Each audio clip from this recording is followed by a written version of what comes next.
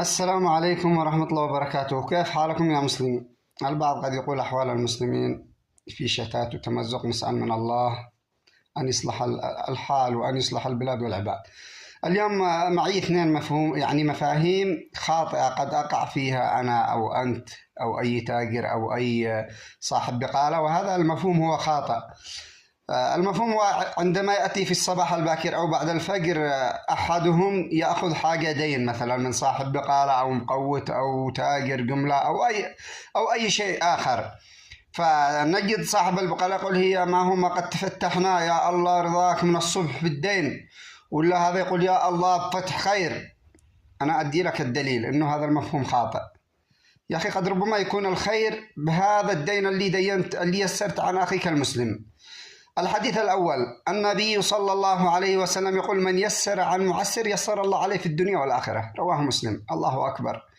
أخي اقضى حاجة أخيك المسلم، إنسان وفيه دين عادي طبيعي، لا تتأفأف ولا تقول بكرت لي من صبح ولا بكرت لي من كذا. الحين يجي لك يا أخي، جاء ابنه الصباح، لأن حصل قصة قبل جماعة أيام، طفلات تشتكي لأبيه تقول يا أبا، يقول صاحب البقالة بكرتم من فجر كلكم دين. الدليل الثاني، يقول النبي صلى الله عليه وسلم من نفس عن مؤمن كربة من كرب الدنيا نفس الله عليه كربة من كرب يوم القيامة. يا أخي تفاعل بالخير، اعلم إنك إذا نفست عن أخيك المسلم بينفس الله عليك في الدنيا وفي الآخرة.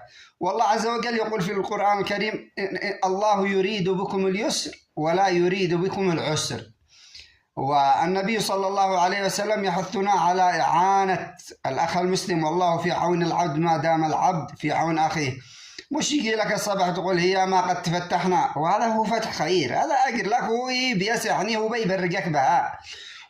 أنا المفهوم هذا الخاطئ أتمنى أن تصل الرسالة للجميع، وأن يبعدوا هذا التشاؤم، يقول لك ما قد تفتحنا ولا بكر واحد فتحنا بدين.